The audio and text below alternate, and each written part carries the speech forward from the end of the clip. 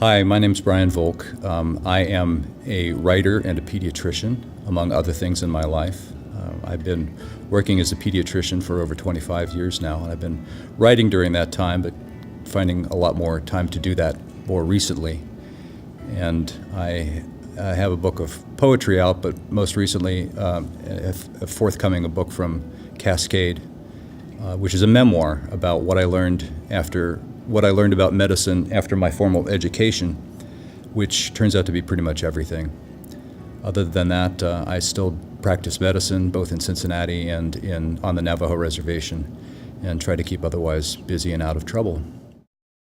So the title of the book is Attending Others, with the subtitle A Doctor's Education in Bodies and Words. And the reason I chose the word attending is because as a doctor who's finished his training and now works out in the big medical world, but also I teach residents and medical students in a number of settings. I'm referred to as the attending physician. The attending physician is usually the physician of record, the one who makes the decisions, the arbitrator in disputes between various plans, medical plans that are presented to the patient if the patient disagrees or there's disagreement among the various physicians who are consulting. But more to the point, the verb to attend actually has several meanings. One is to pay attention, another is to be present to, and the third is to accompany or to serve. And I like to think that over time I have learned in my practice of medicine that all three of those play an important role in what I do, that I pay attention, and this is something that a writer needs to do as well, to pay attention to what's going on. Henry James referred to the novelist as the person on which nothing is lost. And I'm sure that lots of things are lost on me, but in this case, being able to pay attention to the person in front of you, pay attention to what's going on, helps both as a physician and as a writer. Secondly, to be physically present. Certainly when I'm doing direct patient care, I'm physically present, but I need to remind myself to be, to compose myself, excuse me, to compose myself and be deliberately physically present to that person when I'm spending time with them, and not let my mind wander off, to make sure that my mind is in my body at the time.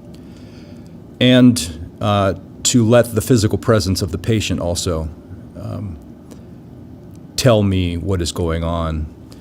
René Laennec, the inventor of the stethoscope, said that we need to listen to the patient, he or she. He only wrote he, but certainly it applies to both genders. He is telling you the diagnosis.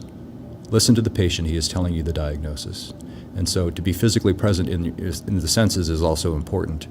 And that, of course, plays an important role in rendering the body in words when one is writing, to create a real presence in one's writing. And then finally, to serve or to accompany.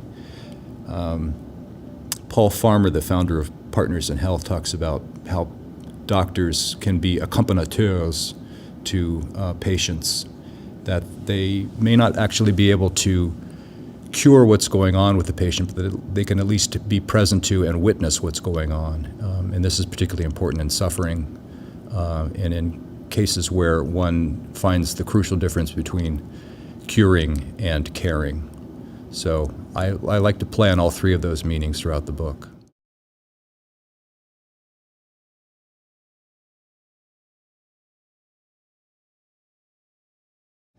Well, that's an interesting question, because there are so many pressures in the way medicine is practiced today, and the economics and the efficiency of medicine, and it's the degree to which it's technologized, that militate against this sort of practice of attending to, of being physically present to, and of accompanying or serving. And that, as one fellow once told me many years ago, it seems like patients are just throughput for the system. And that's part of what I'm working against. There's the long tradition in medicine that goes back to William Osler, one of the founders of American clinical medical education, who argued that the doctor needs to acquire equanimity, which is a sense of some sort of impermeability to the emotions that are going on around him, and to be essentially a stoic when taking care of patients, and not let the passions deter your mind from the pursuit of your practice in helping the patient as much as possible. It turns out that can be a challenge, and that there's a way in which it's true that one needs to separate oneself from what's going on, but I have found that people embody that in Osler's recommendation in many different ways, and that the people that I have found most helpful to me in my practice as mentors and as models have been those who were actually open to some of the emotional component of what was going on to them, without letting it cloud their thinking or their clinical judgment. So there are many things in the medical industrial complex. I almost said the military industrial complex, but the resonances are many between those two terms. There are many things within the medical industrial complex that press people to not do these sort of things, and it's hard to find the time to do them. But I found that makes all the difference when you're actually providing care to people who are turning to you for mind relief or pain relief, and one finds that often the former is more important than the latter. That having some sense that they're going to be okay, or that they may be near death, but they're still going to be okay in some way, is very important. Pain control is important too, but mind relief turns out to be actually one of the crucial components of what of physicians, or actually any caregiver, can do for somebody who's suffering or struggling with something that's going on that they just need resolution to somehow. I can't really say that I supply resolution, but I can be present.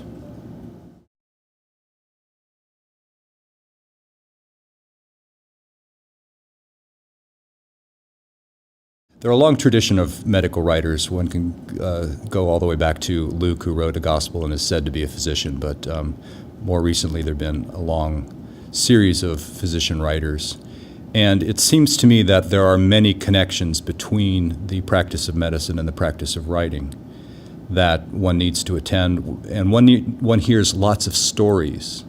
William Carlos Williams said that the great thing about being a physician in New Jersey was that people came to him all the time and told them their stories that they wouldn't share with anyone else, perhaps not their spouses, perhaps not their ministers, but they would share it with their physician. And we, as physicians, hear what's going on with our patients in the form of a story, and we then turn that chief complaint and all those other things that are going into it, what the symptoms are, what the history is, and we make a story out of it to present to others. So there's a narrative practice in medicine that really shapes how one does the transmission of information that happens in medicine, but also shapes how one then tells stories. And a good story is like a good joke. There has to be things that happen at a particular time, and timing is everything. But a good story also requires conflict, and there is an automatic conflict if somebody is unwell, somebody is sick and wants to be better. There's something going on where they need to be relieved of whatever is wrong. There's a conflict built into that system, so it becomes not merely just a disconnected narrative, but it becomes a true story. I found that some of the best medical writers, particularly the ones that I appreciate most, have been those who've come out of the British tradition, which emphasizes physical diagnosis more than laboratory or technological diagnosis.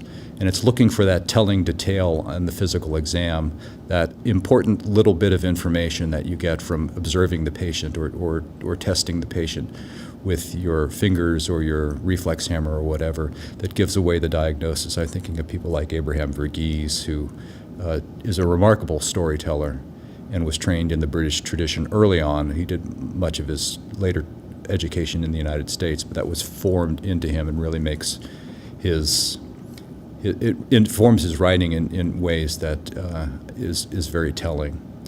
So the attention that one has to devote, the way that we use our senses to gain information and then relay that sensory information to the person that we're sharing with this in hospital rounds, these are the sort of things that work very, very well in terms of shaping one's narrative, shaping one's stories as you're trying to put words on the page. So, yeah, there are a lot of connections between medicine and writing, and probably that's why there are so many physicians who either say they want to write, and a smaller but wonderful number of those who actually get around to doing so.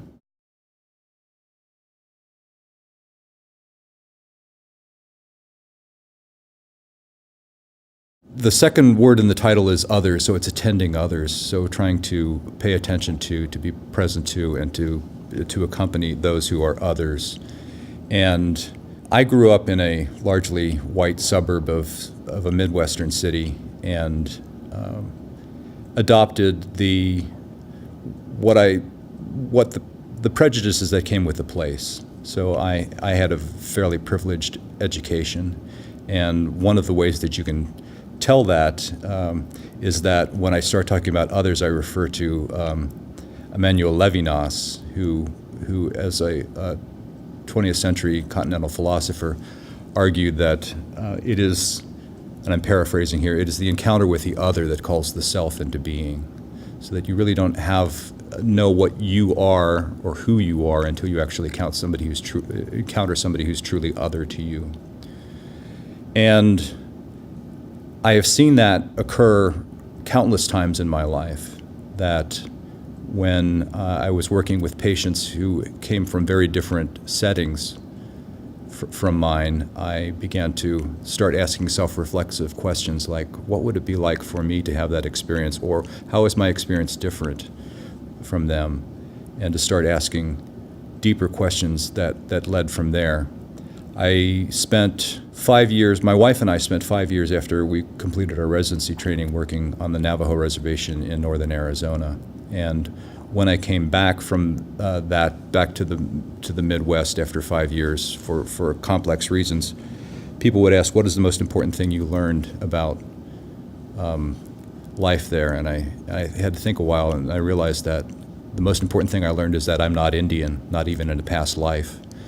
And I add that second part because apparently 20% of the people who live in Santa Fe were Indian in a past life, or at least they claim to be. I don't know how they know that, but it's interesting.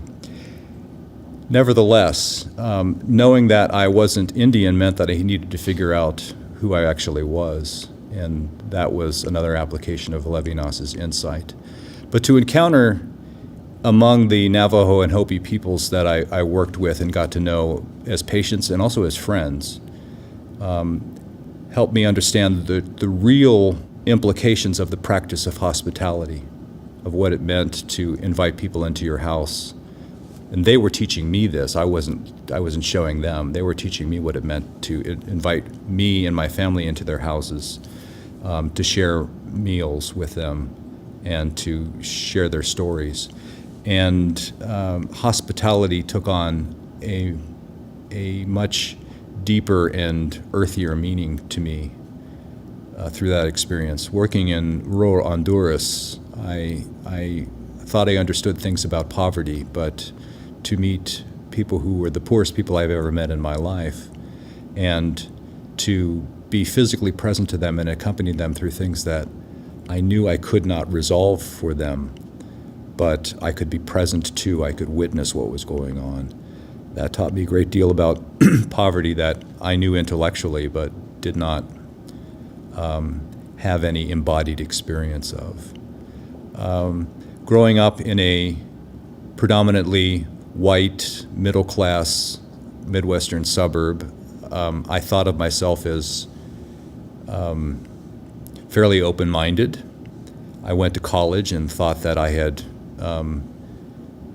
shaken off any residual prejudices that might have come with it. But then when I started working with African American families, either suburbs or inner city, I began to learn that there were words I took from my past that still popped into my mind and carried connotations or meanings that I thought I was past, but they kept on popping up.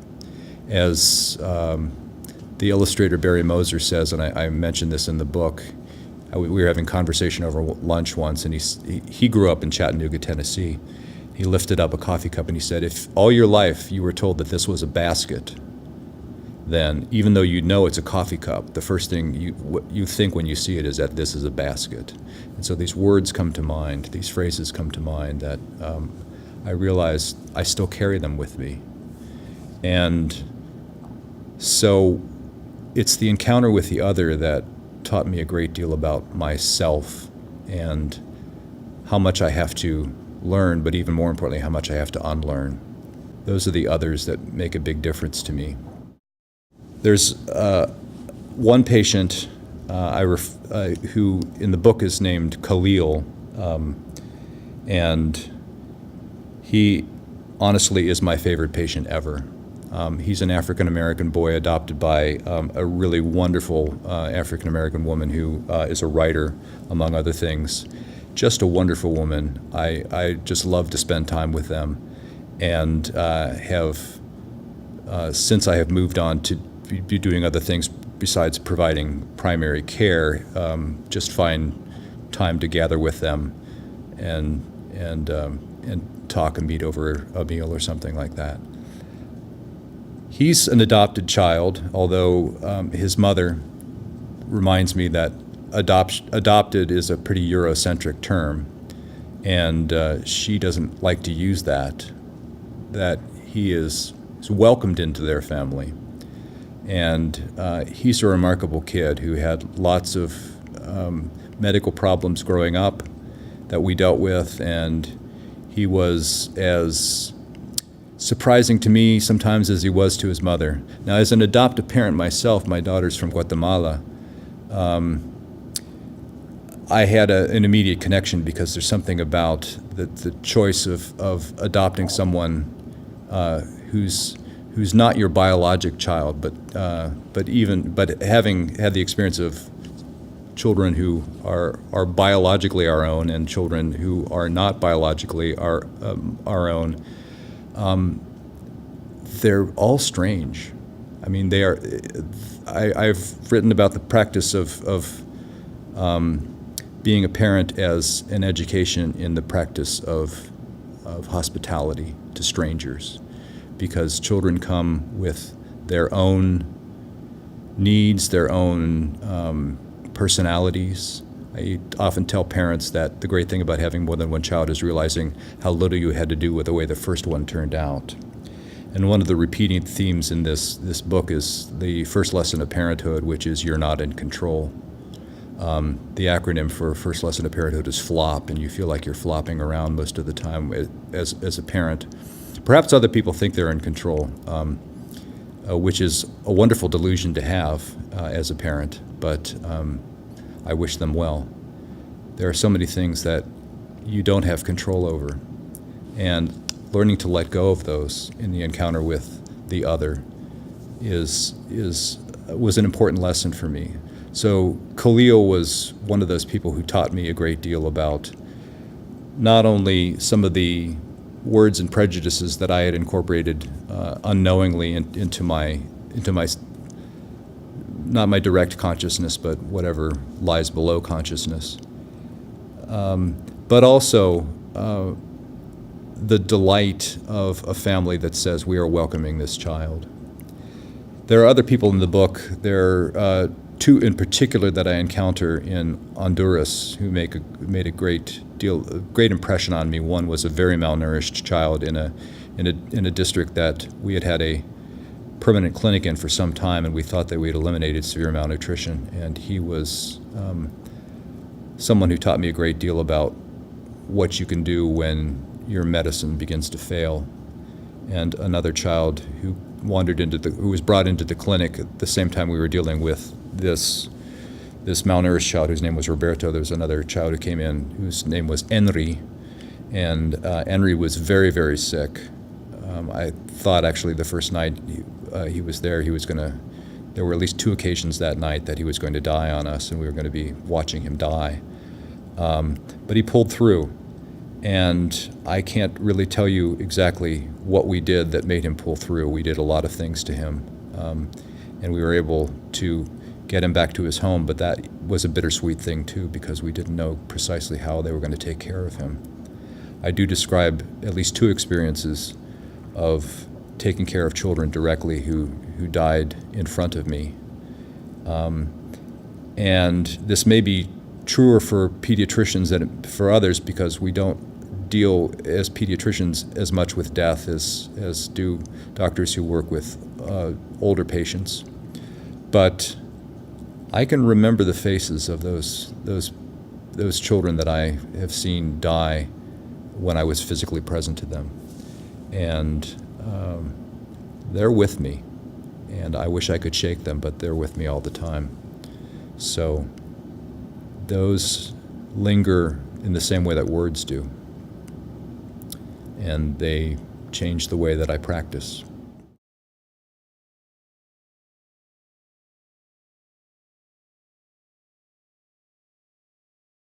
I don't feel a sense of responsibility in the sense that I made mistakes along the way. There were things perhaps I could have done differently in retrospect, but the standard statement in medicine is retrospection is always 20/20.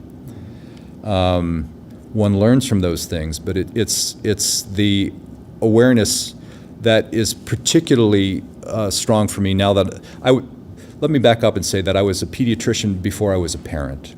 And one of the things that changed significantly when I became a parent was that I now had a context in which to understand what other parents were going through when their child was suffering.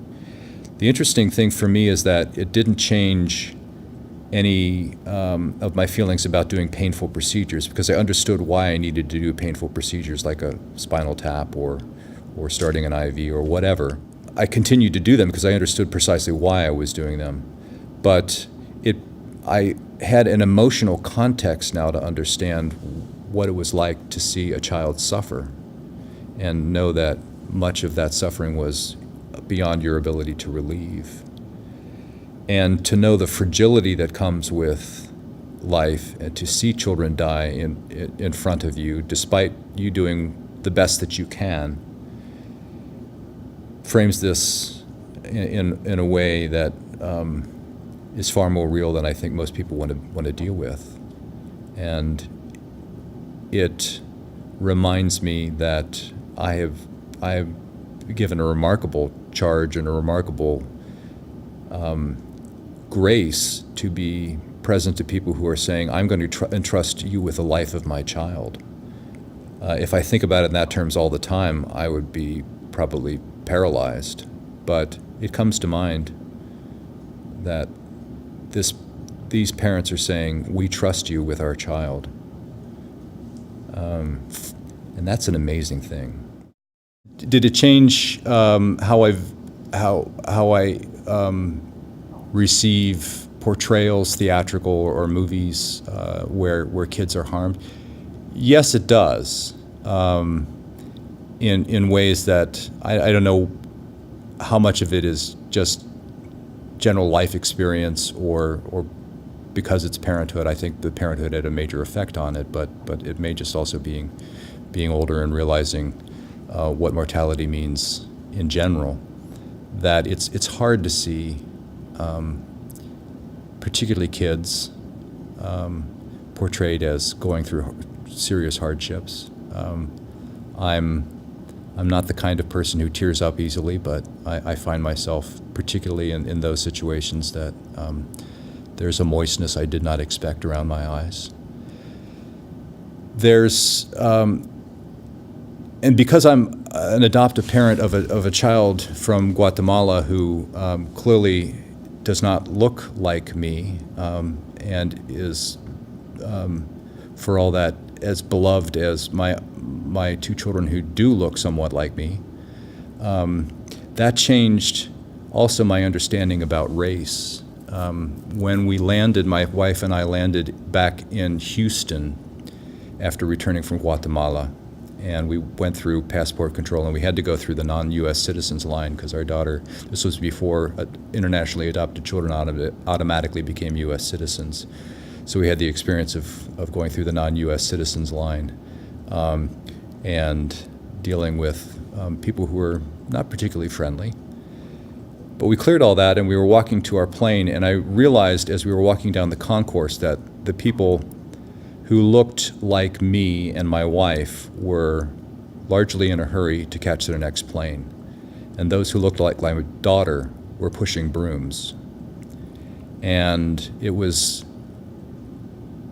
a change I had not expected, that previous to that moment, I could think about race or ethnicity as something that I cared about, or I could not think about it. And now I couldn't not think about it anymore. I had to realize that somebody else's racism or prejudice affected me through my daughter. And that was a loss of control and a loss of privilege that I had not expected. C.P. Snow writes that we become so vulnerable through the people that we love, and I found that is incredibly spot on. That is an observation that haunts me to this day.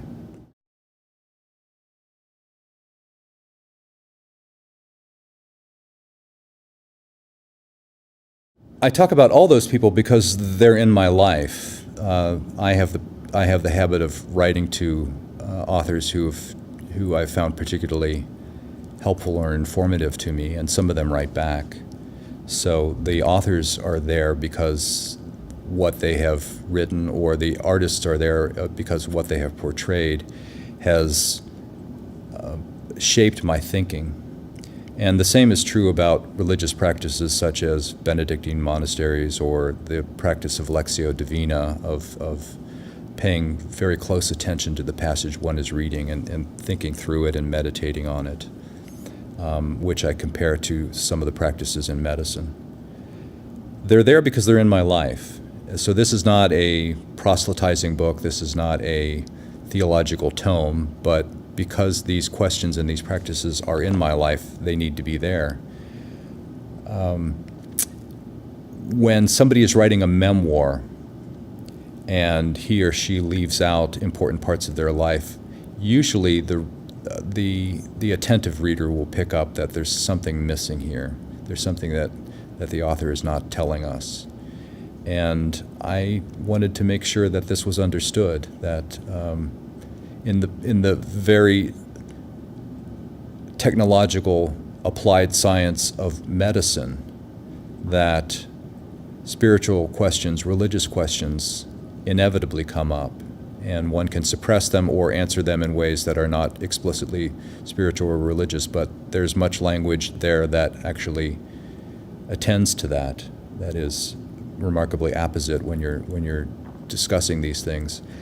For more than 10 years, I led a literature and medicine seminar with fourth-year medical students, and the literature we were reading was nonfiction, fiction, plays.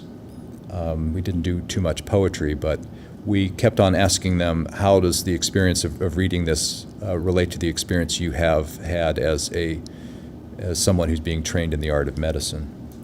And it was interesting how we would often come up to a place like death or suffering where, to me at least, and I think to several others, that religious or spiritual language was entirely appropriate and probably the best way to discuss these matters.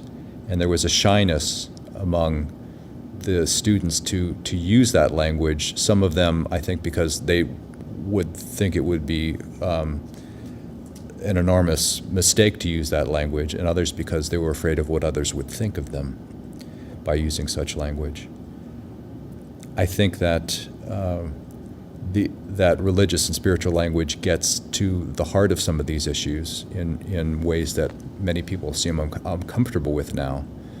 But they're there, and they're in my life, and so they have to be portrayed in this. Like I said, this is certainly not a how-to book about how to do medicine. This is certainly not a how-to book about how to incorporate medicine and religious practice or medicine and spirituality, but it is a description of one person's experience, and the encounter with the other, I think, has been shaped by those practices.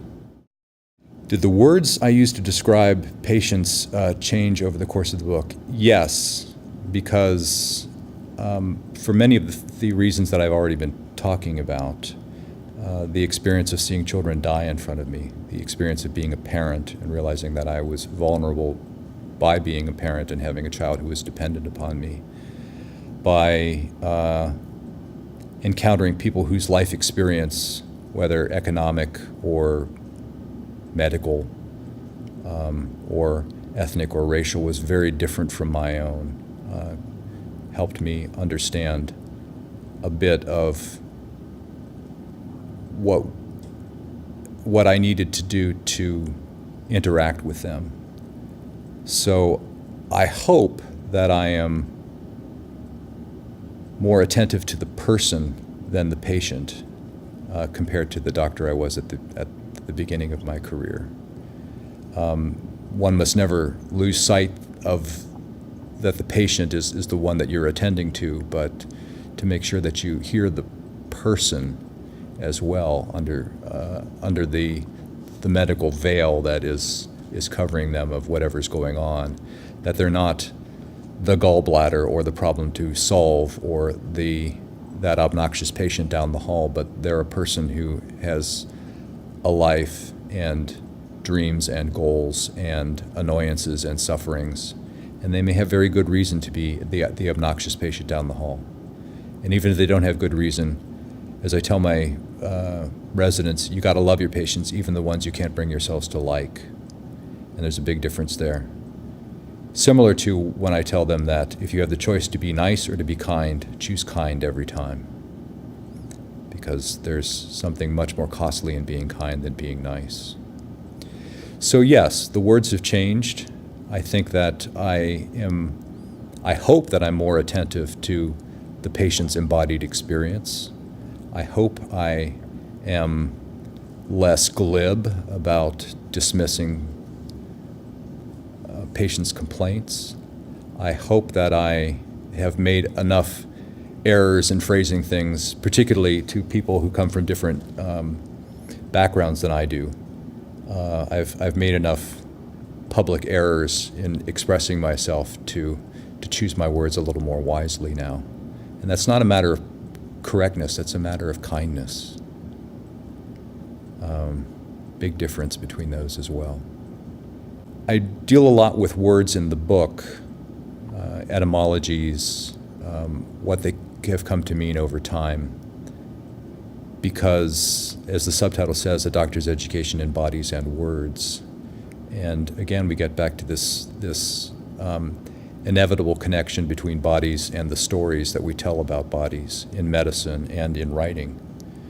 And how does one do justice to either? Words are bound to fail. We can't communicate the full embodied experience that we have, and the words that we use to describe somebody else's embodied experience can't fully grasp that either. But we keep on trying because they're the best thing we have. They're the best vessels for communicating that. There's a chapter, though, that's devoted as well to silence and where words can't get. And that's an important point to remember, that words have their limits and that there are things that they will never quite reach, but that we can experience in ways we can't quite express.